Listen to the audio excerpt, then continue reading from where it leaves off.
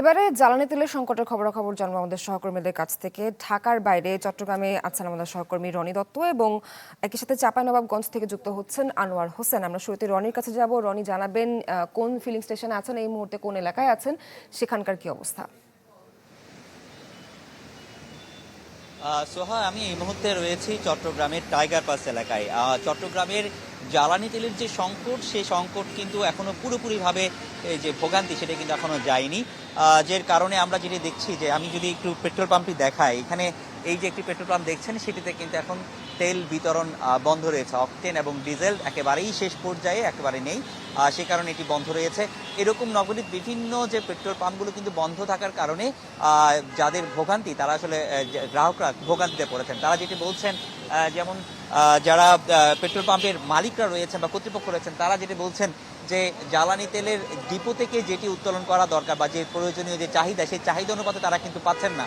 তারা ৯,০০০ যদি পেট্রোল পাম্পের যেটি চাহিদা দেন, সেখানে তারা পাচ্ছেন ৪,৫০০ বা ৪,০০০, যে কারণে অল্প কয়েক ঘন্টার মধ্যেই সেই তেলটি আসলে শেষ হয়ে যায় এবং পেট্রোল পাম্পগুলো একেবারে বন্ধ হয়ে যায়। তো যে কারণে বেশ কিছু পেট্রোল পাম্প রয়েছে যেগুলোতে আবার এখনো পর্যন্ত খোলা রয়েছে, সেখানে মানুষের একটু ভিড় রয়েছে।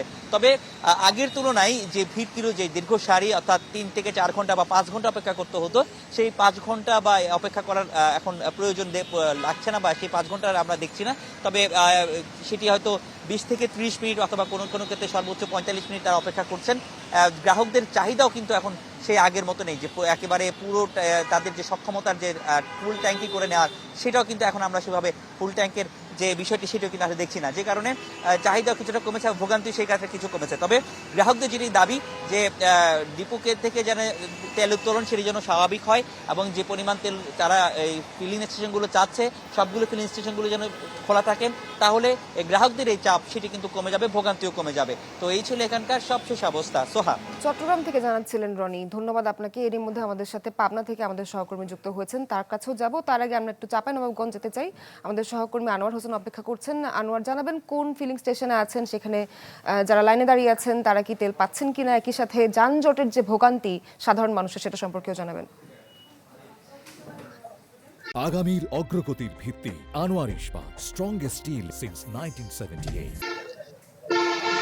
শহর, আপনি যেমনটি বলছিলেন, এই মুহূর্তে আমি আছি চাঁপাইনবাবগঞ্জ জেলা শহরের মেসার্স ইসলাম ফিলিং স্টেশন একটি পাম্পে, এবং আপনি আমার পেছনে দেখতেই পাচ্ছেন যে মোটরসাইকেল সহ বিভিন্ন যানবাহনের সাথী, এবং এই পুরো একটা গরমের মধ্যে সারিবদ্ধ অপেক্ষা করছেন যানবাহনের চালকরা।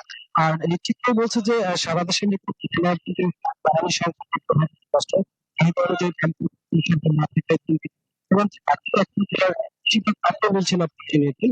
এছাড়া সরকারি এবং স্থানীয় প্রশাসনের পক্ষ থেকে তথ্যের মাধ্যমে তেল বিক্রির নেতৃত্বে দাম বাড়ানো সহ নানা উদ্যোগ নেওয়া হলেও এসবের কোনোটি এখন শতভাগ কাজে আসছে না বলে তো গত ৮ এপ্রিল থেকে জেলা পাম্পগুলো তথ্যের মাধ্যমে তেল বিক্রি শুরু হওয়ার পর কিছুটা শৃঙ্খলা ফিরেছে। আগে যেখানে পাম্পগুলো দেখা যেত, এখন তা কিছুটা কমেছে, এবং ৫ দিন পর পর অ্যাপসের মাধ্যমে তেল দেওয়ার ব্যবস্থা আংশিক স্বস্তি এনেছে। বাস্তবতা হলো যে দাম বাড়ার পরেও সংকট কাটেনি। এছাড়া জ্বালানি সংকট কৃষিকাজের মাধ্যমে তেল দেওয়া হলে পরিবর্তন হচ্ছে, এখানে অভিযোগ তুলেছে কৃষকরা। পাশাপাশি কাগজসূত্র হারানোর কথা জানাচ্ছেন তারা। তো একই চিত্র আমরা পরিবহন খাতে লক্ষ্য করেছি, চালকদের দাবি যে পরিমাণ মতো তেল পাচ্ছে না। এছাড়া তেলের দাম বাড়ানো নিয়ে বাড়বে মূল্যবৃদ্ধি মানুষের সব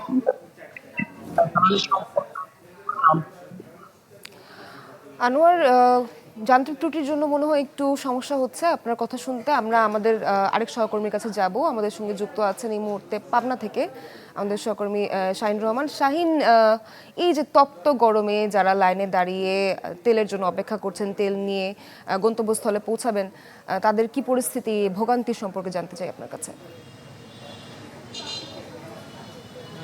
পাবনার যে তেলের যে সংকট, সেই সংকট কিন্তু এখনো কাটেনি, এবং দাম বাড়ার পর যে সংকটটি কেটে যাওয়ার যে একটি সম্ভাবনার কথা অনেকেই বলেছিলেন, সেই সংকটটিও কিন্তু কাটেনি, যে কারণে তেল পাম্পগুলোতে এখন পর্যন্ত সেই আগের মতোই ভিড়, এবং যারা বাইকার রয়েছেন তেল নিতে আসার তাদের কিন্তু ভিড় এখনও লক্ষ্য করা যাচ্ছে।